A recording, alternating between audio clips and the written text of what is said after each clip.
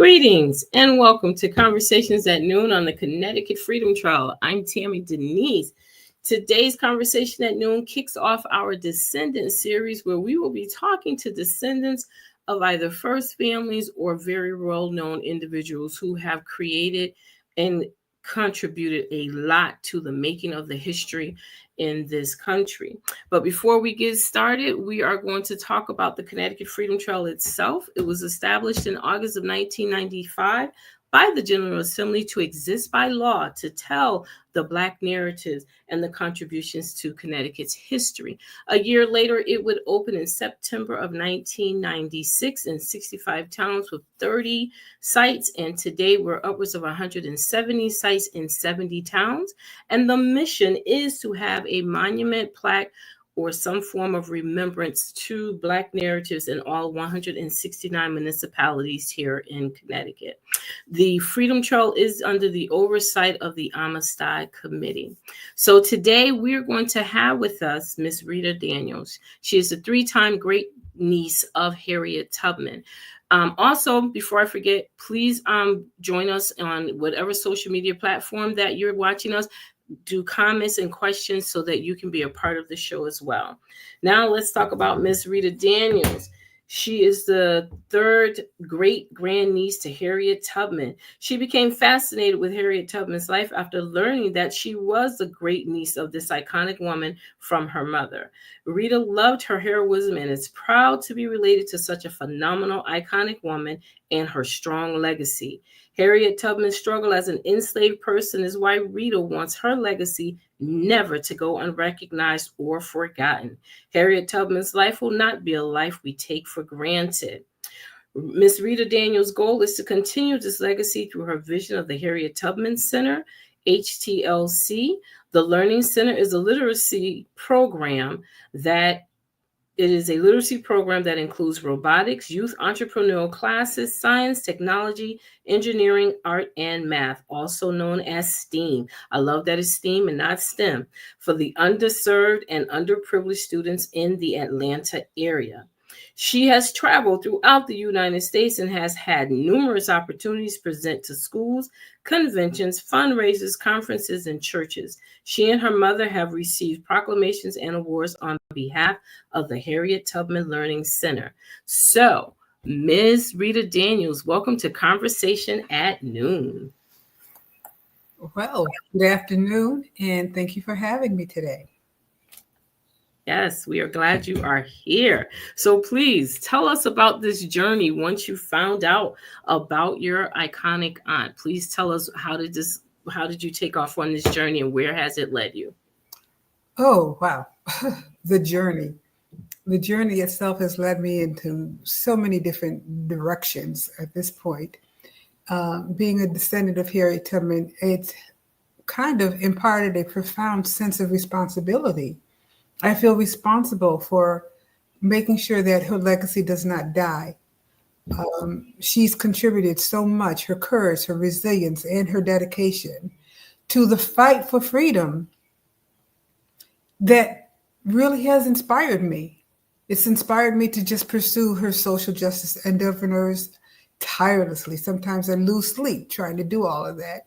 It's a driven drive for me at this point, where I went on and I pursued social justice endeavors as well. Now, one of the things that I've done was continued my education, gone ahead and got my master's degree in education because she was not given that opportunity to learn how to read or write. And it's important to continue learning how to read. And also it's important to make sure that you're teaching young children, the underserved children, that they must know how to do these things in order to have a decent job and to move forward. So it's been a struggle. It's been a struggle, though. At the same time, now, when you say it's been a struggle, can you go into a little more detail about that struggle and how that actually fueled you to keep going, or did it hinder you in some way? Well, it's just, when I say struggle, I mean there are certain things that are not afforded to people that look like us. They have the brown skin, darker skin, or even from a different nationality, as long as they're meeting certain status with this new president. So it's a struggle because there's a lot of people who don't want us to teach Black history.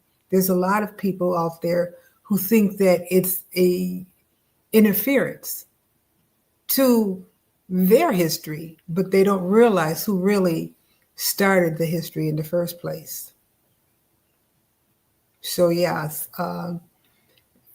being connected to this figure, what it's done is just fueled my commitment to reinforce my belief in the power of collective action.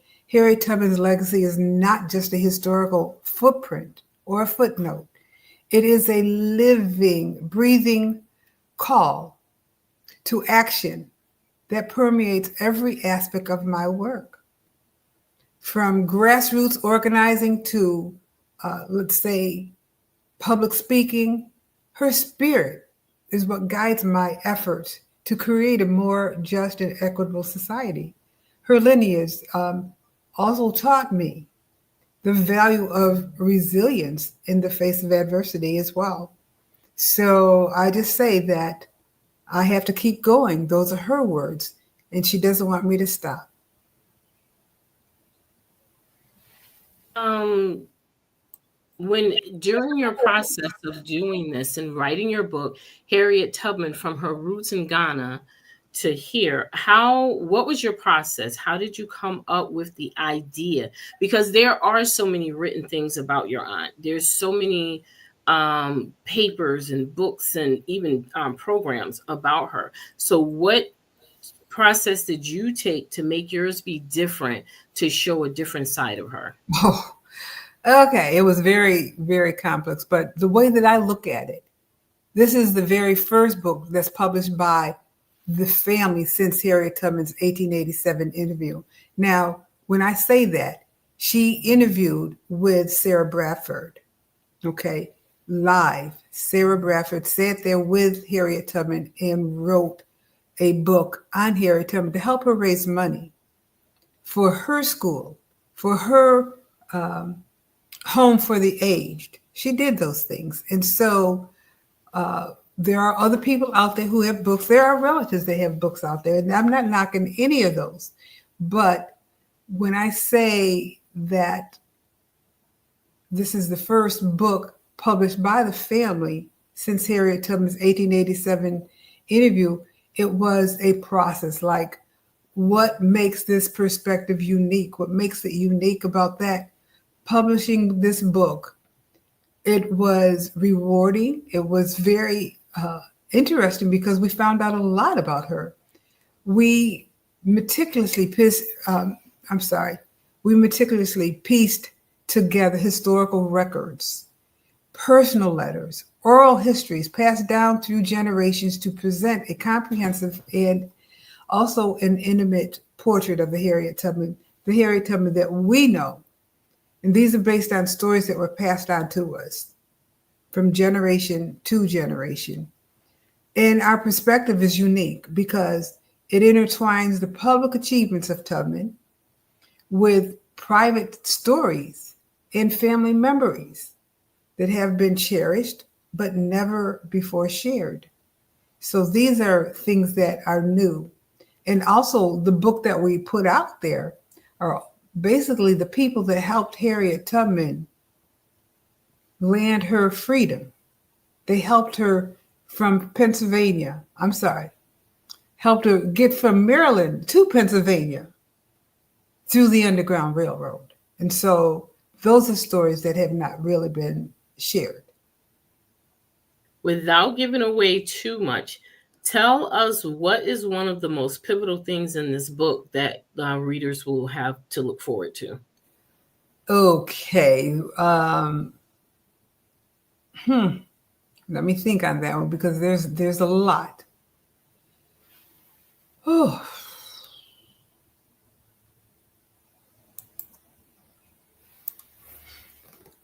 Well, I guess one of the most surprising discoveries was finding a handwritten letter from an ancestor who had escaped slavery just a few years before Harriet Tubman began her work on the Underground Railroad. That letter, pretty much preserved through generations, detailed the harrowing journey to freedom and the one that Harriet Tubman had to follow and go through.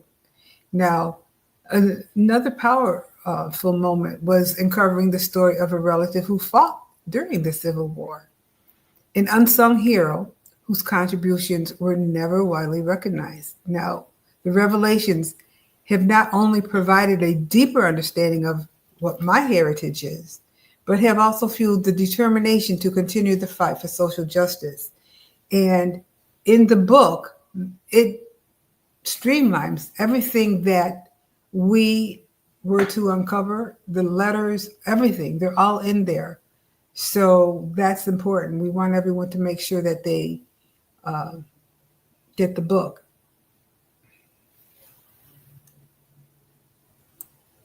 Did I answer your question, or do you need more? No, that's fine. I just wanted to know if there was one particular thing, because there's usually the same stories of her being on the underground. She frees so many, and then the famous quote, if she would have freed so many more if they only knew they were They only knew enslaved. they were slaves, yes. So it's usually the same pigeonhole story that society wants us to always believe. And my thing was, there's so much more to this individual. She was a human being. She had feelings. Does your book dive into stories that speak about how she felt about certain things, other than that she didn't want her people enslaved and that she wanted to rescue people? What was her feelings about other things? Does your book go into that concept of Harriet Tubman? The book goes into certainly how she felt, there were times when she felt lost, but she had such a great relationship with God. Being a person that could not read or write, she still had that connection. And it was God who took her, who made sure that she did not get caught. And that was one of the things. She was always being hunted, and to a point where she would have what you would call dreams. She had narcolepsy. So in her dreams, she would fall asleep, like no matter what, she could be doing something and just fall out. But when she would wake up, she would wake up with a revelation as to, no, we can't go this way. We have to go this way because God said. And it was her relationship, her spiritual side of life that saved her and made it to the age of 92 years old as a slave. I'm like, how'd she do that? But that's what it is. So the book also encounters some of the people that helped her get to her journey of that freedom.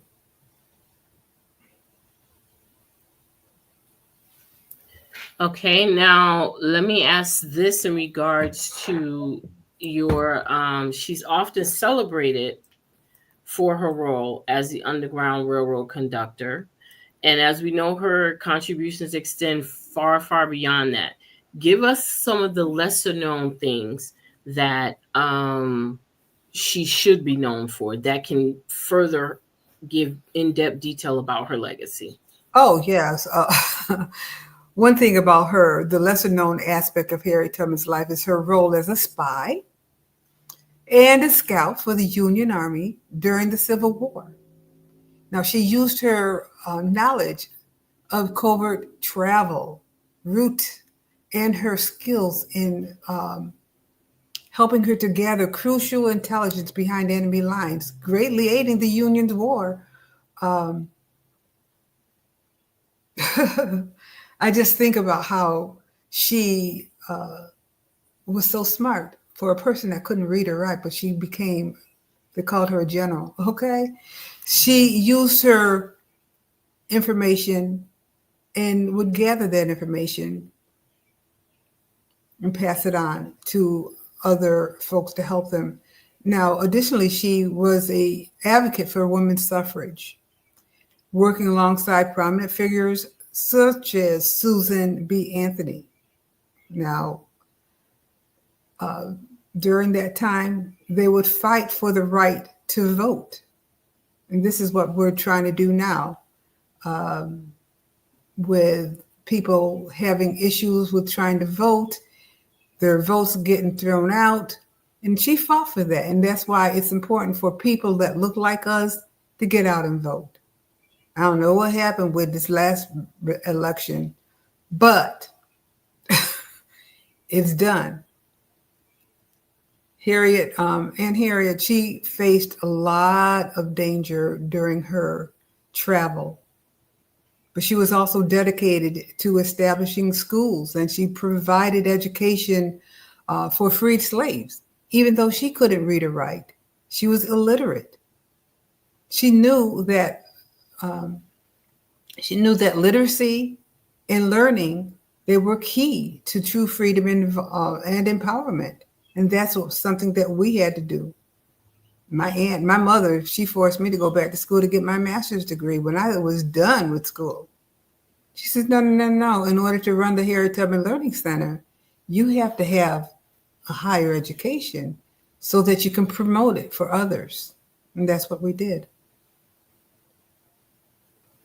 Say that you want to help someone further their education to be the living example of, I did further my education for this very reason.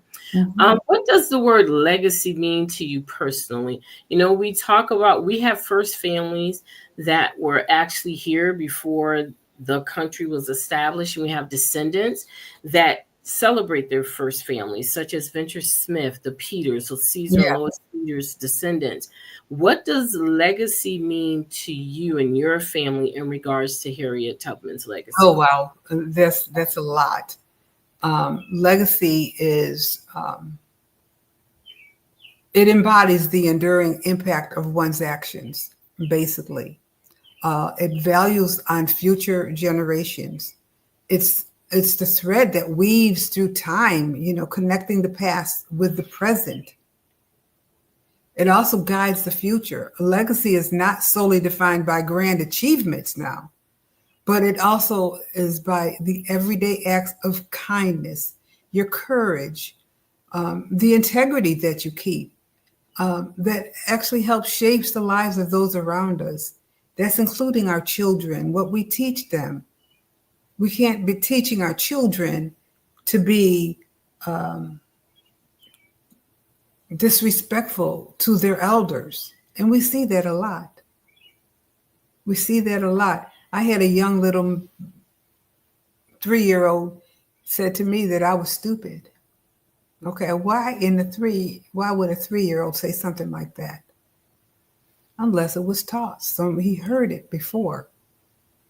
So Harriet Tubman's legacy, for instance, is a testament to her unwavering dedication to freedom, justice, and of course, inspiring others to continue the fight for equality, as well as their human rights. Let me just say this. Her life reminds us that each of us has the power to create a lasting impact, no matter how the challenge or the challenges that we face. It is a lasting impact. Whatever you teach others, just remember, it's going to continue to be a part of their own legacy. So it's important to know the legacy of your elders, of your ancestors, because you have something that you need to carry on, which also means, do you have people in your family that has done something that you want to make sure that your other family members know, put it in writing, put it in a book so your children, their children, and so forth will all know where they came from. Because our history is about to be erased. It is going to be erased if we let it. Now it's in our mindset. It's we know it, but putting it in writing, they can't take that away from you. This is another reason why the book is out there.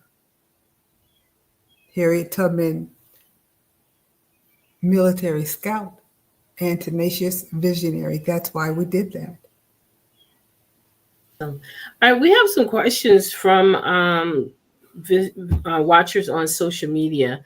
One is, where did she find the letters? Where did you find the letters? Oh my gosh, those letters were passed on from family members. Now, see, I'm from Auburn, New York, okay? And that's where Harriet Tubman lived the last 50 years of her life. These letters were like, for instance, some of the letters, and I can hook up the book here. Oh my gosh, I'm just going to tell you.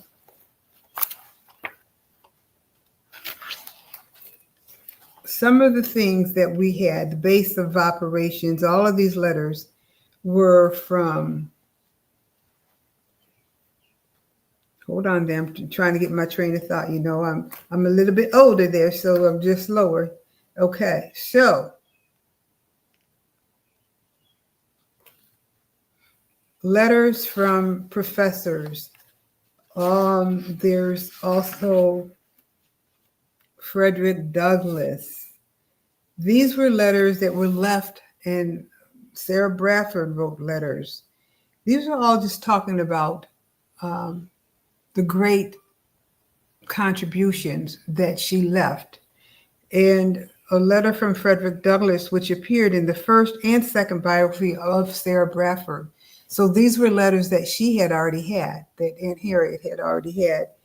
And his letter is very profound, very important.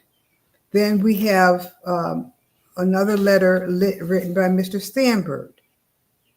He was the board of the state charities. Then we have William Seward. He was part of Auburn, New York. And he happened to be a senator in Auburn, New York. That's where we're from. So what I'm saying is that Harriet Tubman's legacy and the letters, you'll find them in the book. But they were left to her. That's another incentive for us to get the book. Here's another one. Do you have stories about how Harriet treated other Black people who were afraid to follow her? So basically, did she have any particular interactions? Do we know of, what did she feel about that? Okay, let me understand what you're saying. You're talking about some of the people that were slaves that wanted to follow her, but they were afraid to? Yes, some of the enslaved people that she wanted to get to freedom. It's a two-part question. Some of the enslaved people she wanted to get to freedom, but were afraid to follow her. Do you have any indication of how she felt about that? And then also the surrounding community of free people that could have helped but did not. Okay, let's start with part two. The surrounding people who could have helped did not, because once they became free, they believed they were free indeed, and they are not going to go back because they didn't know what to expect. They didn't know if they could be recaptured or anything like that. A lot of them were still in hiding, even though they became free. They made it to that part where I'm not going back. However, Harriet Tubman, she knew she still had family members there. She's from a family of 9 children and her parents. She had to go back. Now, there are some people who are afraid that did go back. Two of her brothers did that. They went back because they were afraid. She was not afraid. And she just told him, she ended up going across that line in Philadelphia by herself the first time she left because it was her and her two brothers. So she went back. I'm sorry, her brothers went back and she just kept going. And that's what we have to do even today.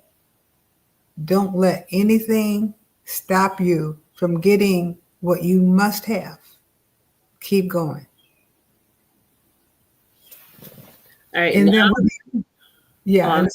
go right ahead. I'm sorry. And for those that wanted to help, like I mentioned, they just didn't because they were afraid. Not Harriet. Which makes sense because if they got caught, it was a severe punishment and possible death. So it's understandable why they may have been afraid, but it's also commendable that she did not allow that fear to stop her. Another question, which you sort of answered, but one of our followers want to know, does she talk much about Frederick Douglass, or is just the letters there?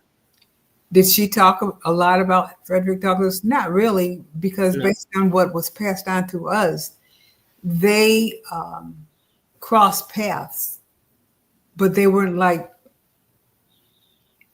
in the same room all the time. They had different, he could read, she could not. That's one of the things that he was able to do. She could not, but that's pretty much what we were told. They did not have that big of a relationship. However, it was him writing a letter about Harriet Tubman, and it's in the book. It will talk about his relationship with her. Okay. Then there's another question. Is it true that she would threaten to kill the people she was trying to rescue if they turned back during their trek to freedom? She had threats. She would make threats, but she never shot anyone. She never killed anyone. It was the matter of those people wanting to go back. It's almost like, well, why did you even show up? Because they had to meet her at a certain place. She could not go back on the plantations where they were because they were looking for her. So she would sing songs and let them know that she was there, ready for them to come. And it was basically those that came, they went. They did not turn back. The only ones that we are aware of that did turn around were her two brothers because it was so early during her escape. That was her first escape with her two brothers. And does the book go into deeper detail about what happened to the brothers when they turned around?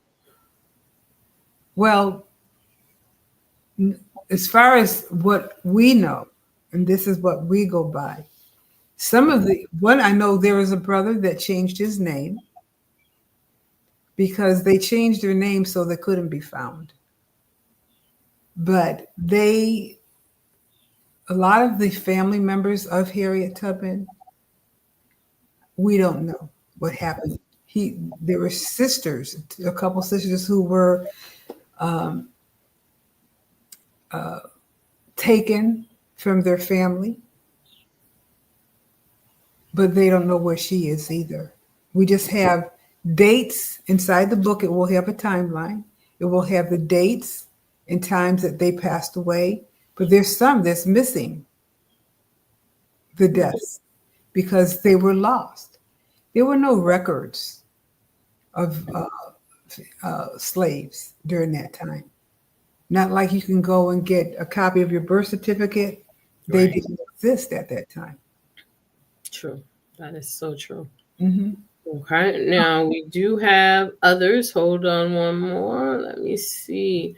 Oh, we're going to take it to the suffragists. Did you find any evidence that Harriet had become disenchanted with the suffragists? Susan B. Anthony and Susan B. Anthony. the others. Yeah. One of the things that she was not happy about, and this is just something that we were told during that time, because of the color of her skin, she was not allowed to do certain things, even then. Mm-hmm.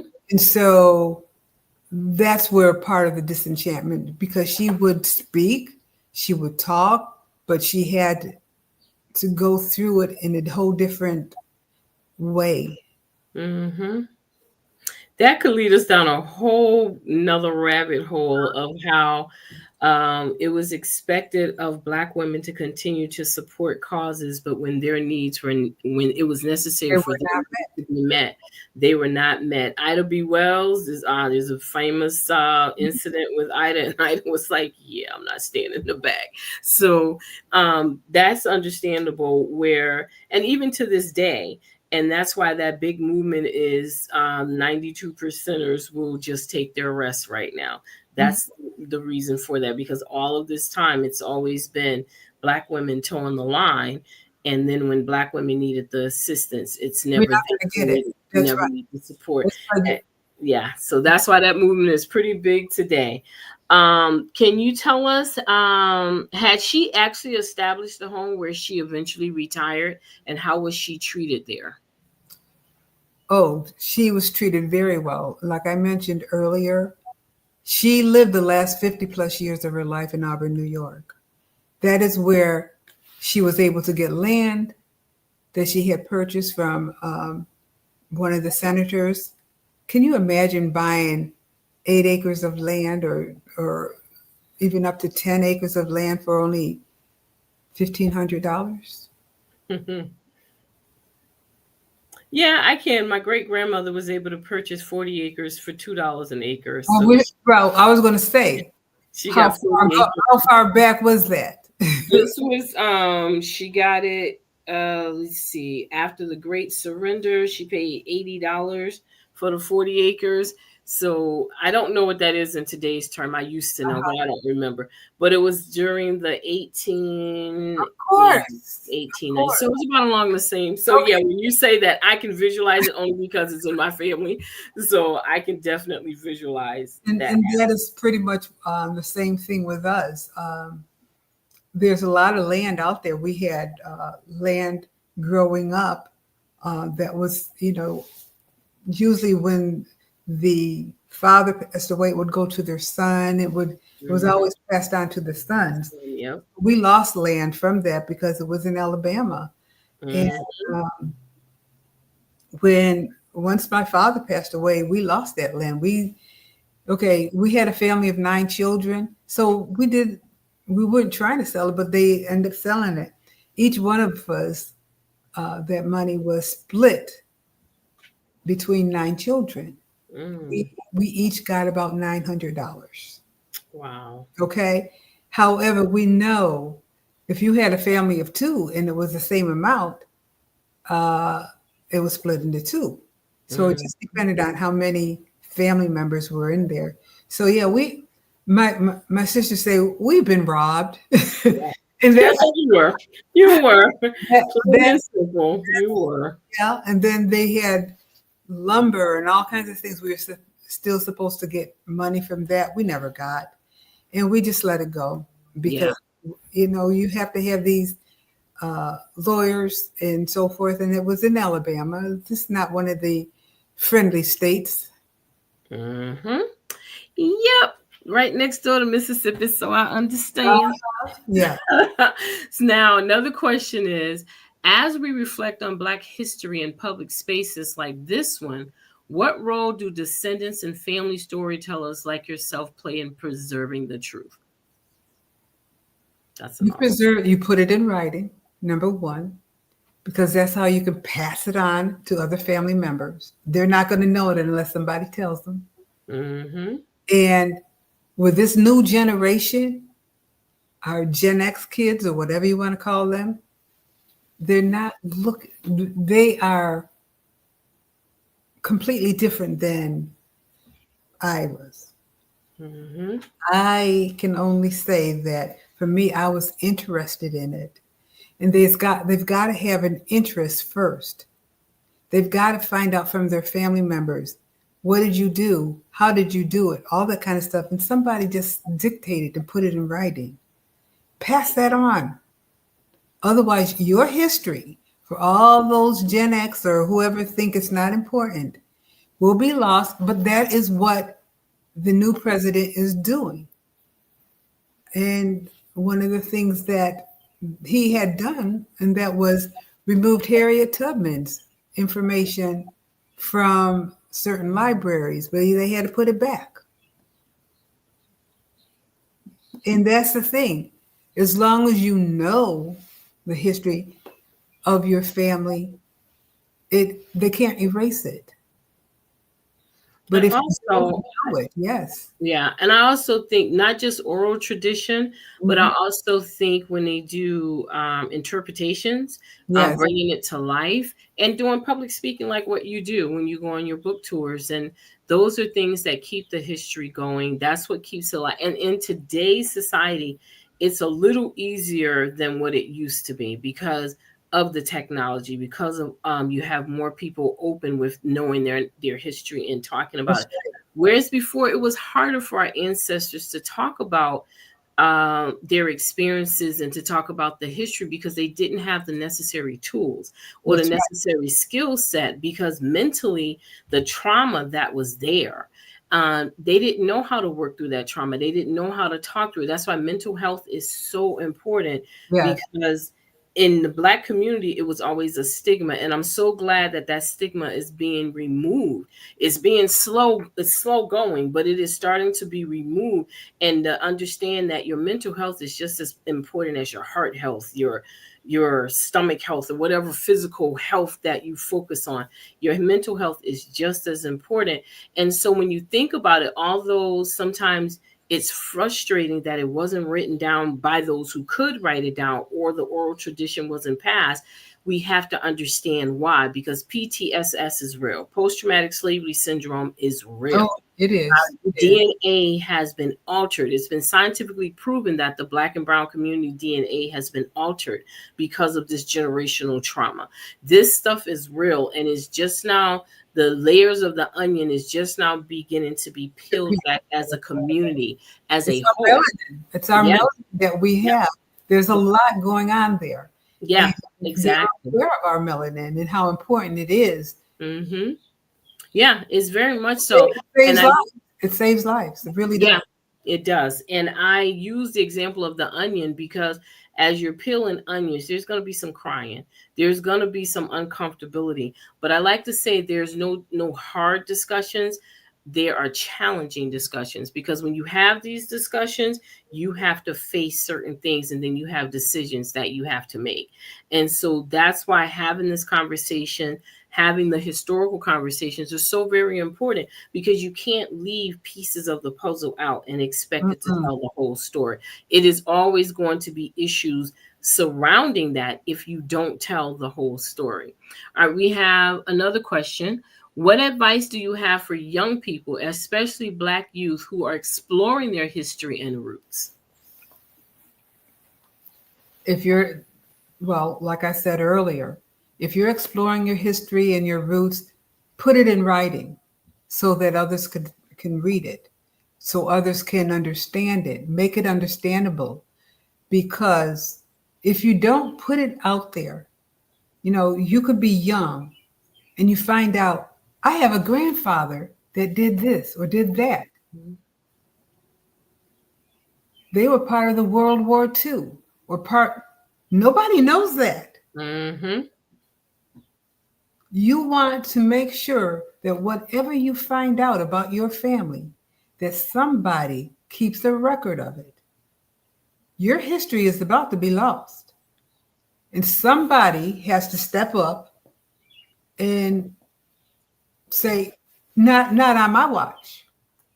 Not on my watch. Because your children's children's children, if we don't keep passing that history along, what is going to happen to it is it will disappear. Yeah, correct. We have another question. Um, Did you unearth any description of the living conditions of the enslaved that we don't already know about? Has because there's been a lot that's just been discussed, but the question is, are there any additional things that maybe we haven't heard? Not that, and you know what? Let's take that in a different direction. Okay. Have you heard of, because I don't like when how can I say this?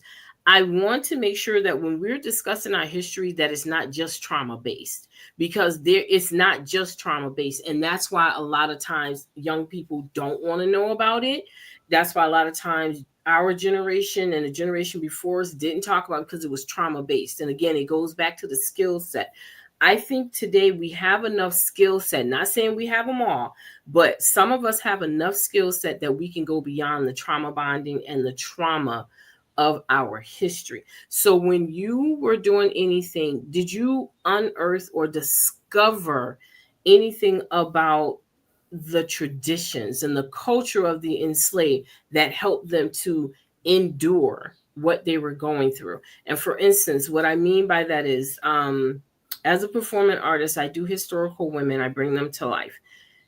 And in the stories, when I'm telling them and bringing them to life, I try to find some levity in their life, some example that was in there, even if it was a small thing that brought them joy. Because we find a way as a community, we have managed to get past surviving. Some of us, not all of us, unfortunately, get past surviving to thriving. And in order to do that, there had to be laughter, there had to be levity, there had to be joy. So, did you find any examples of that with your aunt and in your process? Well, one of the things I can honestly say is that what kept them thriving and what kept them going, they had their spirituals. You know, they went to church and they would sing and they would clap and they would not let certain things take place that would interfere with what they're doing. So, say for instance, um, I can only use the one for my aunt. She would sing spirituals. She would sing to let people know that she was coming for to carry them home. Swing Low, Sweet Chariot. Those are some of the songs that she would sing to let people know it's time for you to come. Now, not everyone would come, but what they would do, they would dance, they would still sing. Their strength, and that's one of the things, they were resilient people. Mm-hmm. They learned to adjust to whatever they were dealt with. Mm-hmm. And their adjustments also meant bowing down. Yes, sir. No, sir. Whatever it is, that's how they protected themselves. And I hate to say it, but they kissed you know what in order to stay alive. Well, that was the survival aspect of it. But I like to think about how when they had their times alone, which was not often, but they did, they laughed, they joked, Yes, they they the did. dance and the singing. Even when they took some of their instruments away from them, they still found a way to laugh. They still found a way to look at the positivity and to be, because we know that that existed, because look at where we are today. We still find ourselves getting out of situations where most people can't. Mhm. It's impossible. So that came from our ancestors. That Yes, was that it did. resilient. That was that joy that they would not let die, that they would not allow to be killed within them. So that's the part that I'd love to about. Yeah, it was horrible situations. It was a horrible time. And my thing is, we still need to celebrate that, because it was resiliency. There was laughter. There was joy. For instance, in some cultures, they are allowed to tell their stories. They're allowed to have movies made.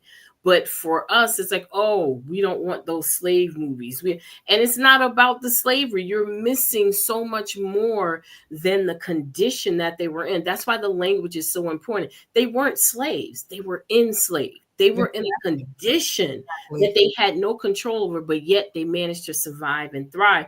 That's why we're here. That's why we can say because of them, we are.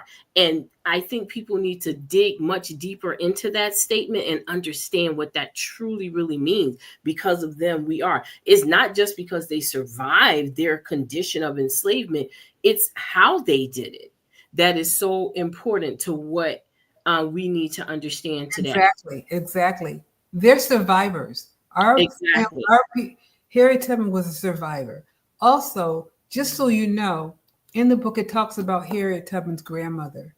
Harriet Tubman's grandmother, her name was Modesty, who was one of the, she was 17 years old when she was taken from Ghana and put on a ship and brought to the United States, ended up in Maryland, sold also. But what we understood about her trip this whole time is that she knew in her mindset that she had to survive this because she didn't know what's going to be on the other side. Also, there were others enslaved or other people who jumped ship. Yeah, they made choices. They made a choice. They decided what, and see, that's another thing we need to look at. They made a choice, which was not necessarily a bad one. They chose their own mindset. destiny. That's what it was. They chose their own destiny. They chose how they were going to be treated. They chose how their legacy was to end. They didn't allow someone else to. So when we have these conversations, it's so important to understand what strength and what courage they had. Some chose to endure enslavement, others chose, this is how I'm going to lend my legacy. No one is going to do it for me. And neither one of those were choices that were made that each person had a choice to decide. And it's not for us to harshly judge them, but to understand the perspective of they had choices and they made those choices and they did the best they had with what they had. It had to do with the conditions that they had. Exactly. That they were afforded. They were starved. They were beaten. There's a lot of things that they endured. And can you even imagine being on a ship, tight filled? You know, you're right next to you're chained next to someone else. But Modesty, out of her determination, she had to keep going. She kept going. And the father of her only child was Harriet's mother. Harriet's mother, who ended up marrying, and they had 9 children. Fourth one was Harriet.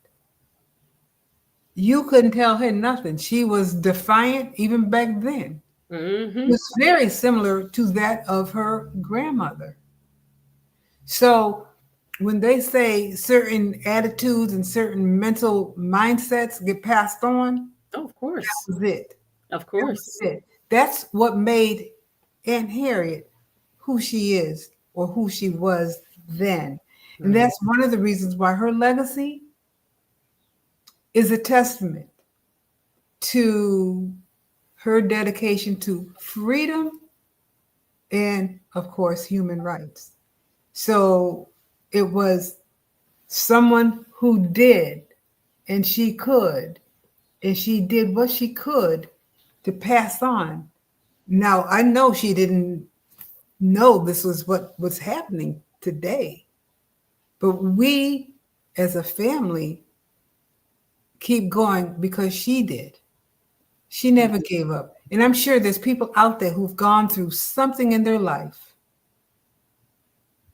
Could have been detrimental, could have been something that was really terrible, could have ended their life, or they could have taken their life. Mm-hmm. But with a legacy of a woman like Harriet Tubman, I'm going to tell you, I've gone through a whole lot of stuff too. And if it hadn't been for Harriet Tubman's legacy of, in her words, of keep going, because you got to keep going in order to get to the other side. And see, you just spoke to why it's so important that young people know their history and know their heritage, because it's in you, it's in us, and we know it. And if we know that, then we can draw from that, because we not only inherited generational trauma, we inherited generational blessings. We inherited generational intelligence, like you said. Exactly. We have a few more questions before the end of the show. Okay. It says, what are you? What advice do you have for young people, especially Black youth, who are exploring their history and roots? Well, to keep exploring your history and your roots and make sure that you document that information so that others can understand who you are. Help us understand your why. Why are you keeping a list of what people have done in your family? Understand that, because you want someone else to do it. And that's one of the other reasons why the book exists. Understand there's a reason why you're putting that down. And I've had calls from people who are like, I wanted to keep a record of my family's history. How do I do that? Pen and paper, pictures, all of those things. Go back and start collecting those things. Put them together. And before you know it, you're going to end up with a book. Yeah. Let's see. How do you see Harriet Tubman's legacy showing up in today's conversation about freedom, justice, and democracy? Well, one of the things, like I said, was her legacy. Oh, excuse me. I think I'm getting a frog in my throat. See, her life reminds me that each of us has the power to create a lasting impact, okay? No matter how the challenges or how detrimental the challenges we face, it doesn't matter, because if she can do it, others can too. She's not the only one. There's so many people out there who you could be related to a very well famous person, but no one's going to know it. Right. Tell it. And when I found out I was related to Harriet Tubman, I was going through a time. I was going through, and it talks about it in the book. The first chapter is the preface of the book. It talks about when I found out we're related. I was 9. Now, the books told me that she was wanted. She was a thief. He had nothing about all this. The negatives. All the negatives. And I was given, in my classroom, there were only 3 Blacks of about 16. 3 Blacks. And guess what? Each of us got a Black person. All the others had a choice to who they wanted to write about. I was given Harriet Tubman, and another one was given someone else. But for me, at the age of 9, I got to write about this woman. I didn't know anything about it until I went home and I told my mother. I said, Ma, I got to write about Harriet Tubman, but look what they say. This is what she did. This was the kind of person she was. So why would I want to write about her? My mother, she's like, okay, you know what, Rita? I learned when my mother was in her 20s. That's when she learned she was related to Harriet Tubman. It was because it was the best kept secret. Why? Because Harriet Tubman was a wanted woman. You think they're going to go around bragging I'm related to Harriet Tubman? She is a wanted fugitive. So when my mother told me that I needed to talk to some of our other relatives, because Harriet Tubman was not what they think. When she stole her family. She took them out of bondage and led them to freedom. They're not going to write about that. They're not going to write about all the great things, how she made all these trips to go back and help the enslaved. So don't look at her being a thief as being a negative. She was thieving. She was taking her family members and friends that were enslaved and taking them out of bondage into a freedom, a chance to be free. Now that leads to this next question. How did you balance the personal with the historical in your writing? How did I balance the personal? How did you balance your personal stories with the historical in your writing? Similar to what you were just saying. How did you balance it though? Because and I think what they mean by this question is when looking at your heritage, when looking at your history, your personal history, there's a lot of pain there. There's a lot of breaking through that you have to get through. How did you balance that personal with your historical? Well, what I can say is that after I found out who she was and what she stood for, and that she had this relationship with God, I had to I wrote my story, turned it in, and I got 3 A's off of that one report because my teacher was not aware that she had done all these things. And that, and I had history, where I documented where this information came from. Mm-hmm. So I was able to learn from this woman how she fought, how she even became a general, how she was a spy. She's a great woman. Okay. Now, understanding what slavery was compared to where we are today, what's different? Except that we're supposed to be free, but somebody's taking that away, or as for instance, that DEI, mm-hmm. diversity, equity, and inclusion. Forget about that. She didn't have it. It's not for us anyway. People who don't look like us, I think we're like number 6 on the list for Blacks. But anytime you go look for a job and you go for the interview, the first thing they're going to see is what? Yep. Skin color.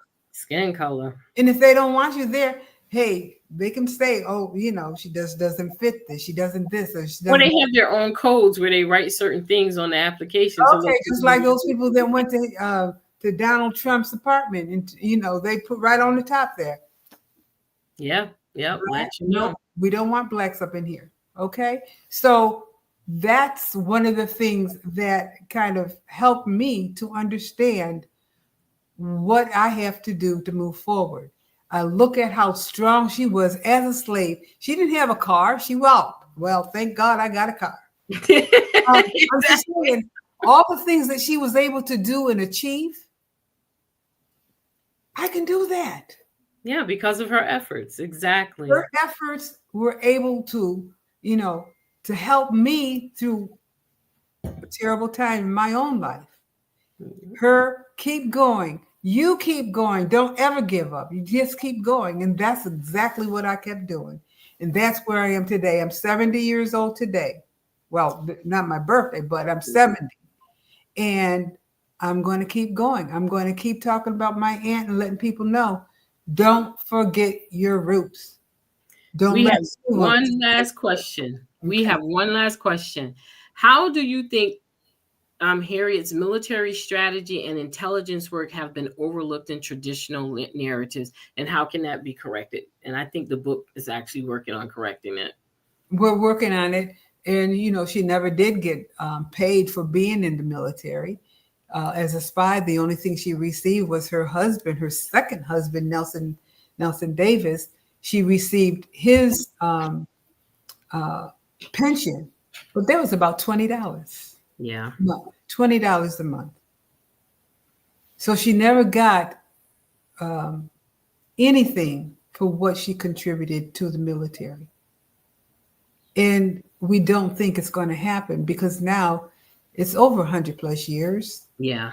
So what we are trying to do is get the Harriet Tubman Learning Center back on track so that we can continue her legacy through there. And maybe, just maybe, through education, that the government or whoever will donate some of that money that she should have been entitled to, if you think about the interest and everything else. Yeah.